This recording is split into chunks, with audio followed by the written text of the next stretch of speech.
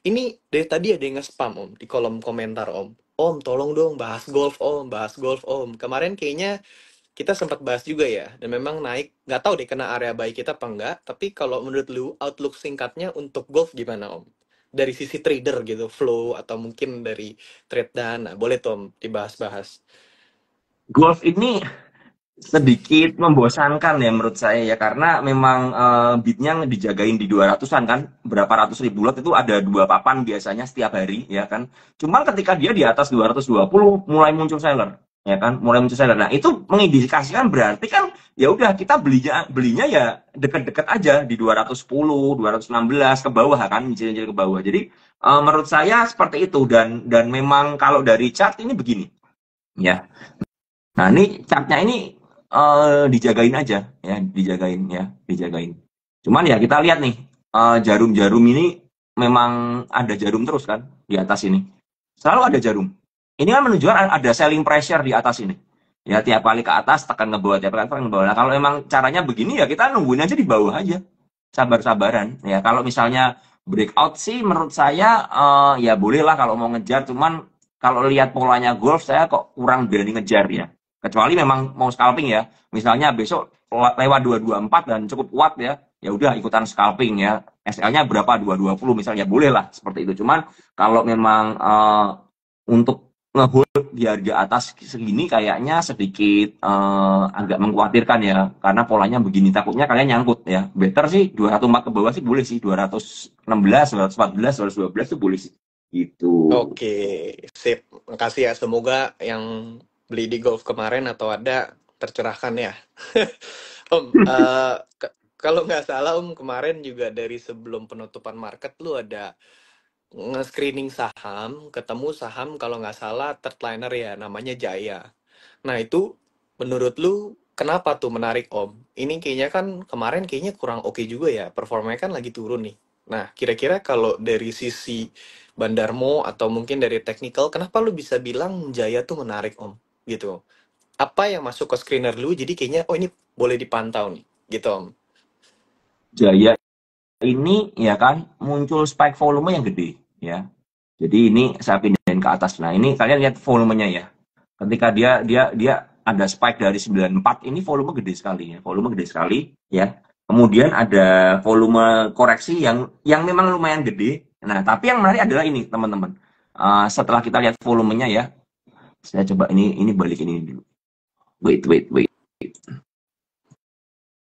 nah ini kalau kalian lihat ya ada MA 200 di sini 108 ya kan saya selalu pakai MA 200 buat patokan apakah saham ini berhasil lolos atau enggak nah seandainya ini dia di area sini dia kuat ya nah menarik ini menarik ya dia konsol di area sini dan dia nggak jebol dari MA 200-nya ya atau jebol-jebol tipis lah balik lagi mantul lagi nah itu menarik ya menarik karena apa berarti ya ini saham ini udah tidur lama loh ya udah tidur lama kalau kalian lihat dari sisi sisi volumenya ya saya naikin lagi di volume ya ini kalian lihat volumenya ini tuh volumenya tuh kecil sekali ini kecil terus ini tiba-tiba dia spike volume nah itu yang membuat saya berpikir ya ini mungkin ada sesuatu nih kalau enggak mungkin dia muncul spike volume segitu gede gitu loh dan kalau kita tarik broksumnya sebenarnya broksumnya itu nggak jelek-jelek banget ya dari tanggal 20 Juni ya Jaya 20 Juni sampai hari ini. Oke, kita lihat ya broksumnya nggak nggak jelek-jelek banget sih ini ya broksumnya netral ya masih netral ya yang beli CPXLN IMG ini saya tarik dari 20 Juni ya yang jual YP HP EP AI ya HD ya nah kalau kita ngerti dengan seperti ini ya udah saya sih prefer ya kalau ada area-area koreksi ya maulah ya dikasih koreksi gitu sih itu. Oke. Kayaknya kalau screener-screener lu mirip-mirip juga ya Om ya. Jadi kayak mungkin high volume breakout ya. Nah kayaknya yang chartnya mirip-mirip sama Jaya itu kalau nggak salah gue inget tuh ada PRDA ya Om ya. Iya iya Nah iya. PRDA tuh Oh, menurut lu gimana PRDA ya? itu juga boleh sih. Iya, Bentar. gue sempet perhatiin tuh PRDA tuh. Actually kayaknya oke ya. Dia volume spike, stabil juga di area 32, 31 gitu. Biasanya kalau buat swing yang kayak gini oke harusnya Om. Ya, wait ya. Bentar. Tenang aja bos. PRDA, Swing. PRDA. Oke.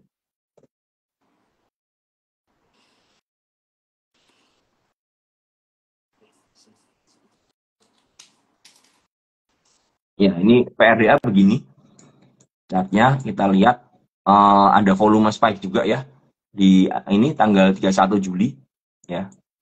Nah, PRDA ini dia kalau kita ngomong secara TA ya, secara TA dia di area sini nih. Rejection terakhir berarti di 3080 nih.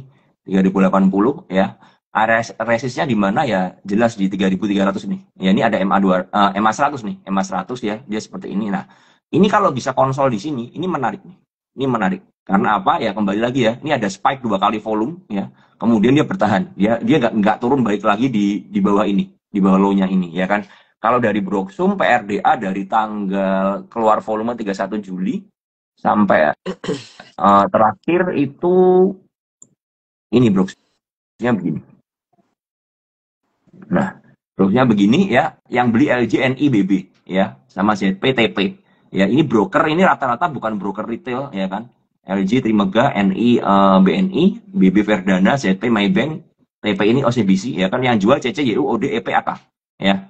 Dan mereka ini LG ini yang bikin spike kenceng. Average-nya paling tinggi nih di 3.497 ya kan. Sedangkan yang lain 3.200-an semua. Nah, which is berarti kita ngerti berarti area 3.200 ini adalah area beli ya kan. Karena apa? Mereka punya dana-dana gede aja yang sampai miliaran berani beli di 3.200 ya kan. Sekarang di 3.200 nih.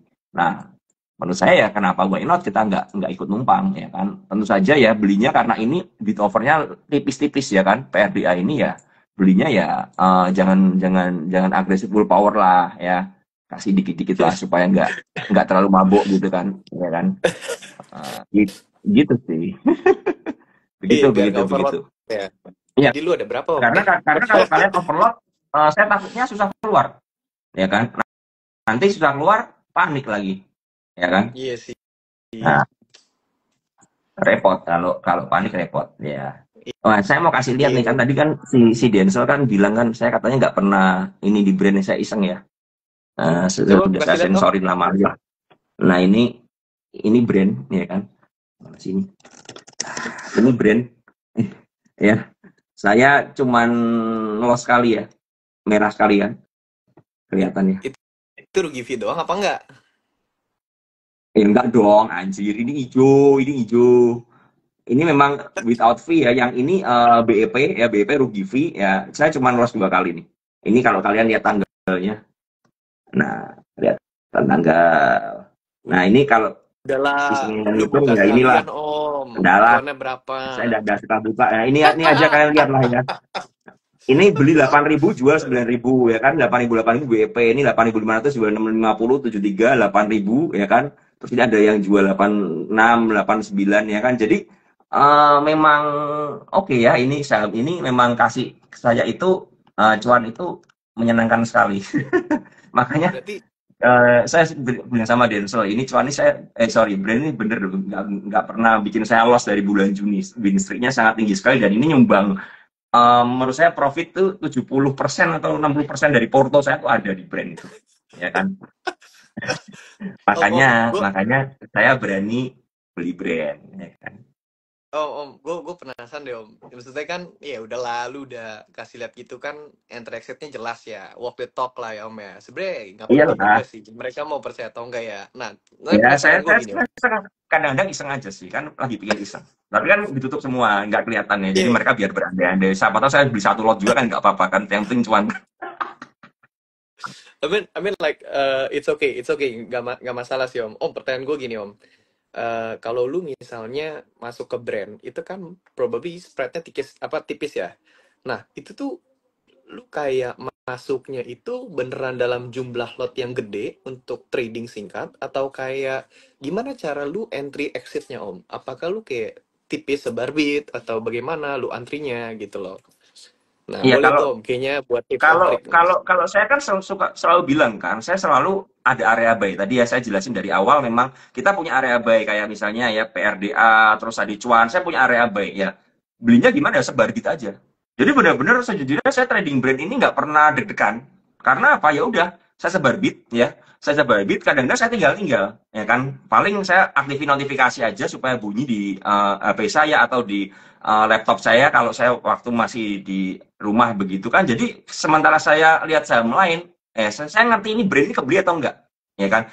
Dan kalau naik pun saya kadang-kadang ya, misalnya saya pasang jual di offer satu lot supaya saya tahu brand ini harganya berapa. Ya kalau pas spike ke atas kan bunyi kan ting ting ting, oh ini kejual nih harganya sekian, nah saya bisa pantau. Misalnya kebeli pun, oh Oh, sekian, oh saya bisa pantau. Ketika memang memang kebeli, ya saya akan switching langsung ke brand, liatin seperti apa. Ya gitu. Jadi benar-benar memang agak swing juga, agak swing ya. Memang memang brand agak swing. Saya tidak terlalu khawatir dengan brand karena memang kita punya money management kan kalau udah oke ya. Misalnya let's say saya misalnya contoh nih, kalian mau masuk misalnya 50 juta di brand. Tapi kalian dari area bidnya itu kalian sebarin tuh misalnya 5 jutaan ke bawah. Ya udah, kebeli ya udah. Kan stop loss kan terukur ya.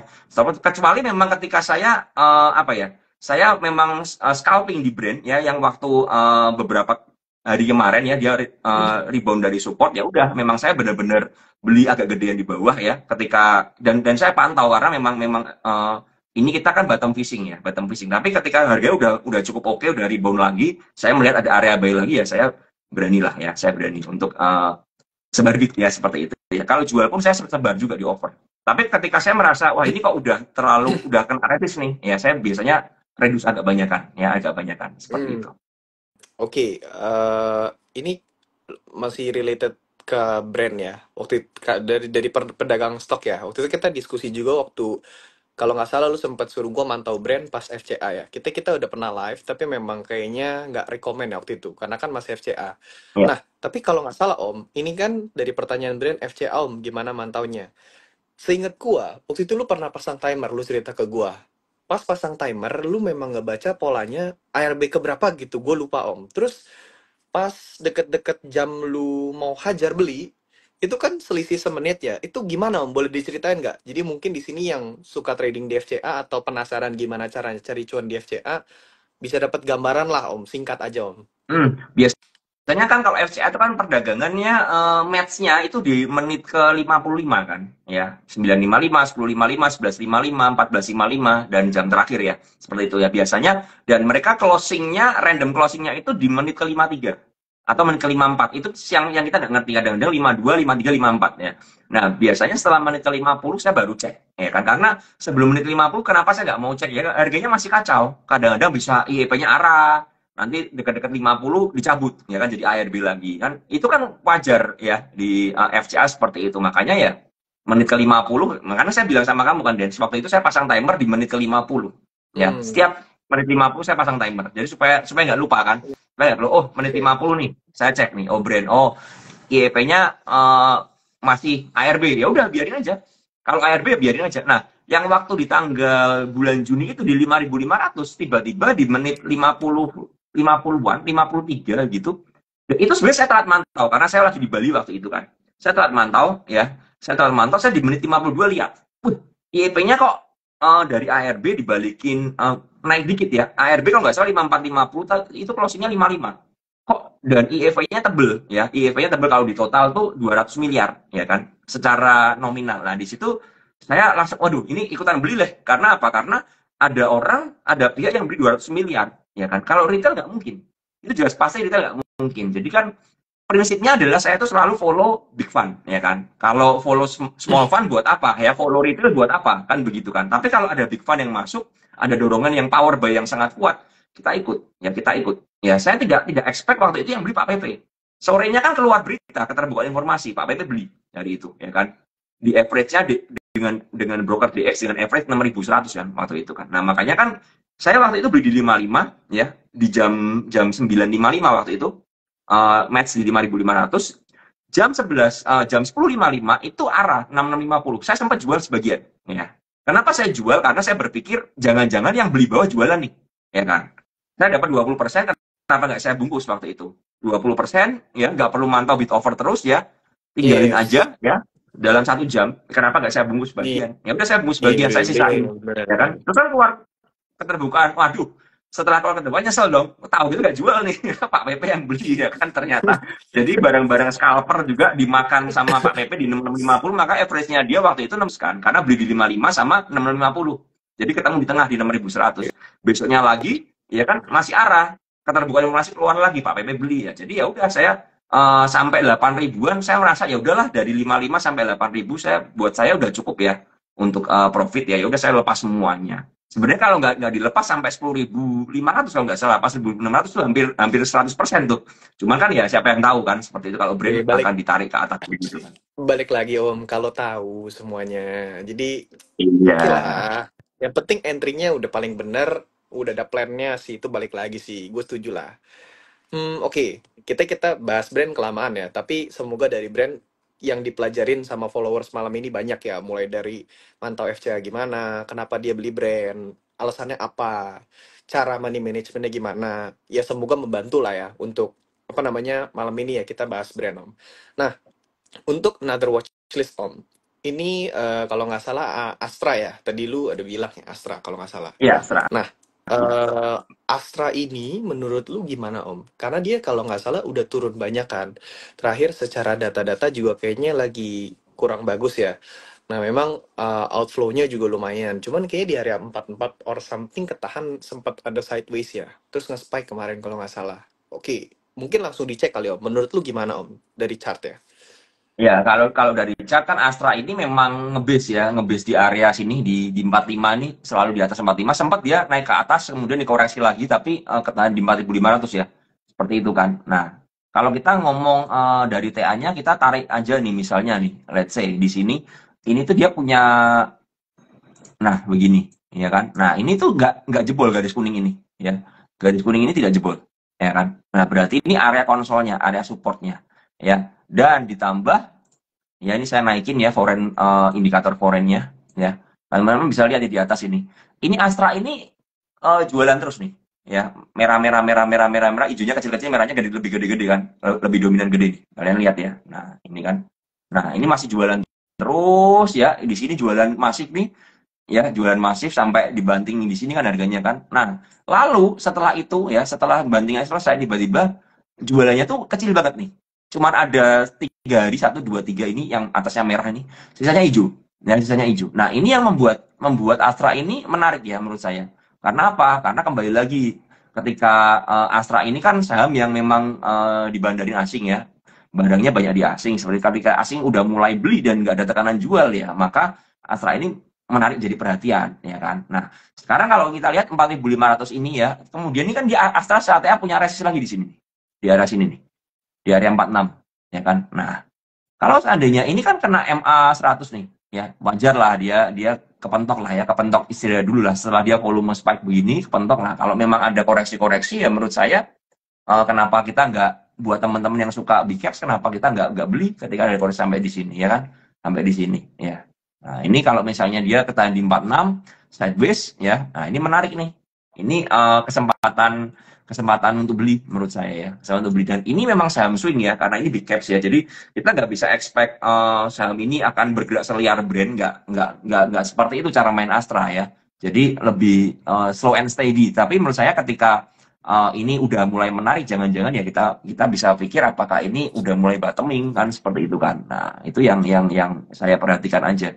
Dan ini kalau ditarik ada tren lain begini ya. Nah, ini ketemu lagi di sini nih. Ya berarti bener nih fix nih. Ya, ini rapi banget mainnya. Ya gitu kan. Jadi oke lah ya kalau memang beli. Makanya itu saya bilang sama Denso kan, Astra ini menarik ya karena ya mulai ada akumulasi lagi seperti itu. Oke, Om, ini just to clarify ya, karena namanya yang ikut live kan, menurut gua harus ngerti juga ya semuanya ya. Jadi nggak cuman tahu dapat idea, at least mereka belajar kan value-nya yang mau kita kasih itu ya. Di sini ada yang komen gini Om, dari Ihsan Eri. Ingat guys, hanya berlaku di saham Pak PP, di saham lain jangan harap. Gue pengen ketawa sih Om, jujur aja Om. Karena menurut gua ilmunya kepake kok di saham lain gitu loh. Mungkin Gimana Tom? Kalau menurut tuh dengan komen seperti ini? Kalau menurut aku begini ya, kalau misalnya kita kita berpikir sebuah saham itu, kan teman-teman selalu berpikir ya, oh kalau kalau sahamnya Pak PP ini lebih lebih enak ya. Sejujurnya yes, karena saham Pak PP ini memang memang dijagain ya kan. Tapi di saham lain pun justru menurut saya ya begini, sahamnya Pak PP ini TA tuh kurang bisa kepake malah. Ya kadang-kadang TA-nya suka-suka karena chartnya kan kalian lihat ya, brand itu chartnya kacau begitu. Cuman juga chartnya kalau turun nggak nggak kira-kira ya, ketika ada buangan dibiarin begitu aja, nggak dijaga, tiba-tiba bid offernya nggak liquid. Tapi justru saham-saham seperti yang modelan big caps yang bener kayak ASI itu bid offernya stabil, ya bid offernya stabil. Yes, yang beda adalah volumenya. Kadang-kadang volumenya nggak terlalu gede karena memang sahamnya sedang didiemin ya kan, didiemin cuma dijaga pakai bid dan offer aja ya. Tapi menurut saya kalau kalian mengerti soal TA ya, sebenarnya ilmu analisa teknikal seperti itu, support resistance dan lain sebagainya, dan ditambah kalian mengerti yang namanya inflow ya, inflow outflow itu kepake di semua saham. Even gorengan. Cuman bedanya ketika gorengan itu lebih gak stabil bid overnya ya kan. Time frame lebih kecil lagi ya. Pergerakannya volatilitasnya lebih liar lagi. Tapi overall kepake karena apa? Chart yang kalian lihat ini adalah menggambarkan peran antara buyer dan seller sehingga tergambar chart sehingga muncul yang namanya moving average kan seperti itu ya. Dan di situ adalah area yang dipakai patokan oleh para buyer dan seller juga. Menurut saya seperti itu sih. Oke. Kecuali ya memang ketika ada sebuah saham yang memang story-nya itu lebih jelas lagi. Contoh begini.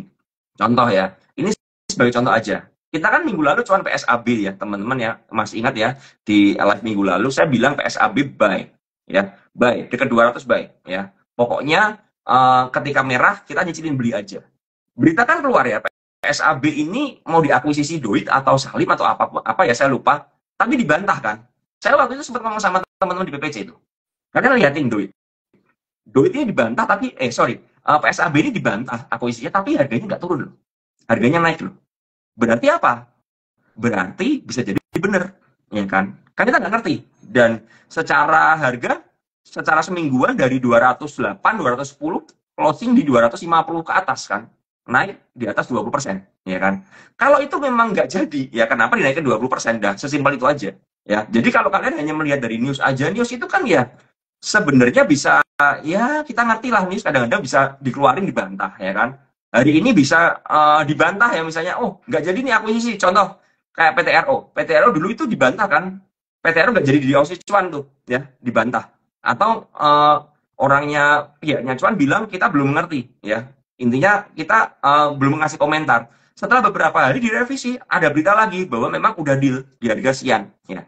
Nah, itulah news. Makanya saya bilang teman-teman harus memperhatikan yang namanya pergerakan market gitu loh. Nah, itu contoh. Maka kalau kalian hanya mempelajari apa ya, market itu hanya dari TA aja tanpa lihat inflow, tanpa lihat sentimen, tanpa lihat story, menurut saya kadang-kadang kita nggak bisa mendapat gambaran yang lengkap. Ya kan? Makanya tadi seperti Jaya, kenapa Jaya ada spike? Kita nggak pernah ngerti. Ya, apakah ada story-nya atau enggak, kita nggak pernah ngerti. Nanti taunya apa? Setelah harganya udah gila-gilaan, muncul berita. Misalnya seperti itu. Ya, tapi volume ini nggak pernah bohong, ya kan? Karena apa? Berarti ada orang yang berani beli banyak, ya. Kalau misalnya nggak ada story-nya bagaimana? Ya pasti akan turun kembali ke harga 90-an lagi. Menurut saya seperti itu. Tapi kalau sampai dijagain berarti memang tetap ada story-nya menurut saya. Walaupun kita nggak ngerti story-nya seperti apa sekarang. Seperti itu. Ya, oke. Semoga menjawab ya. Yang tadi kayaknya ragu cuma bilang bisa di saham Pak PP. Tapi kan ya balik lagi ya. Kita semua di sini kasihnya semacam educate lah, idea lah. Kalau cocok boleh pakai, kalau enggak ya udahlah gitu loh. Tapi at least kita kan praktekin cocok ya buat kita. Nggak tahu kalau di kalian nggak cocok ya ya udah gitu loh. Tapi Hmm. balik lagi yang Om Ben bilang ini itu dia hanya mempersingkat. Sebenarnya yang Om Ben bilang itu ada di bukunya Erdianto Ong itu kalau nggak salah di bab 2 di poin pertama, itu dia bilang market discount everything. Jadi segala macam pergerakan harga pasar yang terjadi itu sudah dicakup mau dari news, sentimen, dan sebagainya macamnya gitu loh. Tapi ya balik lagi penjelasan lebih singkatnya yang tadi Om Ben jelasin. Jadi balik lagi yang Om Ben jelasin sebenarnya udah dasar dari buku, memang orang yang udah tulis dan ngerti. Ya itu dia coba jelasin dengan bahasa retail gitu loh. Nah semoga ini pada ngerti ya. Nah, kita kan udah lumayan bahas beberapa idea stock pick ya. Brand, Cuan, ASI, Saratoga, terus juga ada Golf mungkin ya tadi sebagai referensi belajar. Nah, mungkin gini Om, ini bisa jadi last atau kita question dulu deh. Bentar ya. Ini ada question ya Om. Hmm. Kita jawab beberapa question baru kita masuk. Gue tuh tadi pengen you bahas saham aman lah, karena kemarin kayaknya bagus kalau kita jadiin study case. Tapi kita ke pertanyaan dulu ya Om ya. Hmm. Nah, di sini ada yang tanya gini Om. Dari Zen P9, spill cara kalian nemuin saham-saham yang tiba-tiba ada buy gede kayak gini dong gitu loh. Oke, itu pertanyaan pertama dulu Om. Mungkin gimana? Singkat aja. Kalau jadi gini, kalau kalian melihat di sekuritas itu kan ada screener ya, screener ya. Saya jujur aja pakai Stockbit ya. Kalau teman-teman memang dan memang memang saya memang ada affiliate dengan Stockbit ya, jujur aja ya.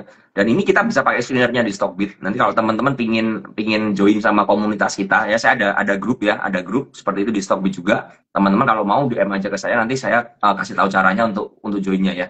Seperti itu. Nah, di Stockbit itu ada screener sebenarnya. Dan screener ini bisa kalian pilih, ada yang namanya volume spy ya kan, seperti itu kan, ada yang namanya screener volume ya. Ketika ada sebuah saham dengan lonjakan volume ya, itu bisa dideteksi lewat screener, itu yang paling gampang ya. Atau kalau mau, kalau karena saya kan memang mantau market setiap hari ya, saya biasanya memang liatin running trade juga gitu loh. Kalau memang market nggak ada apa-apa ya, saya iseng liatin running trade, dan running trade saya pun udah saya filter di mana minimal tuh 300 sampai 500 lot lah ya. Di bawah itu nggak akan masuk. Jadi kalau ada spam satu lot, 10 lot, 5 lot, itu nggak akan masuk di running trade saya, supaya saya mata nggak capek kan. Tapi ketika ada 500 ke atas atau 300 ke atas, itu biasanya masuk ya. Dan saham kayak model Jaya, kayak model-model yang kemarin ya, yang spike kenceng-kenceng itu pasti langsung keluar. Nah, ketika keluar, saya pasti akan langsung liatin gitu loh. Wah, ini kok ada apa nih, saham ini kok kayaknya rame ya. Saya cek historikalnya. Oh, ini sahamnya ternyata ramenya karena tukeran, ya kan? Oh, ini rame karena murni nih bid overnya dan lain sebagainya. Oh, ini break dari sideways ramenya. Nah, itu menjadikan apa ya? Pantauan saya. Ya, kalau kalian mau cek screenernya, kalian dari Stockbit itu kan bisa, dari Stockbit desktop ya. Kalian bisa, atau di HP ada di home-nya itu ada screener, ya. Kalian bisa cek di situ aja. Nah, itu sangat membantu sekali gitu loh teman-teman. Ya, jadi itu kita bisa pakai fitur-fitur dari sekuritas yang memudahkan kita ya, untuk kita bisa menemukan saham-saham yang berpotensi untuk kedepannya gitu. Oke, nah itu pertanyaan pertama. Mungkin satu pertanyaan lagi Om ya, biar kita nggak terlalu malam ya. Nah, pertanyaan yang kedua ini menurut gue bagus Om, karena di sini Indonesia kan lagi rame sama saham IPO. IPO itu terkenal gampang cuan, gampang rugi, tapi volatilitasnya scalper sama day trader kan suka Om. Nah, di sini Hmm. ada yang tanya Om, katanya gini, Om gimana ya tipsnya kalau kita mau trading di saham-saham IPO gitu? Contohnya kayak DOS atau NES. Apa yang perlu diperhatikan? Atau selain itu kenapa itu menjadi alasan kita entry atau exit gitu Om. Jadi mungkin secara singkat mungkin bisa dijelasin Om, gimana trading di saham IPO? Kalau saham IPO itu, kalau misalnya gini, kita kan ngomong kan kayak kemarin DOS itu kan langsung open arah ya. Kalau open arah begitu memang agak susah ya, susah. Karena apa? Karena menurut saya resikonya gede ya, kecuali kita mengerti sesuatu ya. Oh, udah berani beli arah lah, pokoknya ngantri di arah, siapa tahu dikasih. Nah, itu beda beda urusannya. Tapi kalau secara di mata investor yang pada umumnya ya, ketika open arah itu malah menurut saya memperbesar resiko kita. Kayak kalau sampai seandainya open keguyur ya, arahnya kebuka keguyur kan lumayan ya, pedes ya, langsung bisa minus 10%, minus 5% dalam dalam sekedip mata aja tuh bisa kan, begitu kan. Nah, makanya ketika kasusnya seperti DOS dan lain sebagainya, ya udah, ketika open arah saya nggak ngejar sama sekali. Nah, kalau yang kayak kasusnya kemarin ya, DOS itu kan kemarin kebuka ya, kebuka arahnya kemudian dibanting ya, sempat naik ke atas ya, open high kalau nggak salah, kemudian dibanting sampai 240-an ya. Nah, ketika di area-area pantulan dan udah mulai mereda seperti itu, biasanya saya mulai berani melakukan spekulasi buy, ini kan. Karena posisinya seperti ini. Sebuah saham itu kalau memang tidak, kalau misalnya mau distribusi pun ya, itu nggak akan langsung ambrol langsung ke bawah. Kecuali saham itu bitnya kosong semua, ya. Bitnya kosong semua ya. Kita ngerti kayak saham MHKI, kemudian saham-saham yang IPO yang seperti itulah ya. Sedangkan posisinya DOS ini ya, itu nggak kosong bitnya ya, nggak kosong bitnya, karena makanya dari situ kita bisa bisa bisa ambil ya, ketika udah ada konsolidasi sideways-nya, kita bisa ambil atau kita manfaatin pantulan aja Ya, manuver pantulan aja. Karena ya begitu prinsipnya. Ketika sebuah saham turun pasti ada pantulan. Tujuannya apa? Kalau mereka mau distribusi lagi, mereka butuh meningkatkan animo dari teman-teman trader supaya berpartisipasi, scalper-scalper juga bisa masuk ya. Maka harus dikasih pantulan. Ya, intinya adalah kalau nggak dikasih cuan, nggak ada yang mau trading di saham itu. Ya kan? Kalau dikasih pantulan, kemudian dibanting lagi, nah yang biasanya FOMO-FOMO itu nyangkut. Yang scalper yang gesit-gesit langsung keluar semua pasti. Entah keluar cut loss atau entah keluar profit, ya kan begitu. Nah itu yang tadi saya bilang IPO itu kita bisa manfaatkan volatilitasnya. Tapi kalau nggak gesit, mendingan nggak usah, ya. Atau kalau memang mau nyoba ya beli aja kecil-kecil 1 lot, 10 lot supaya ngerasain ritmenya kan. Ya itu yang bisa dipakai ya. Kalau dari saya seperti itu sih.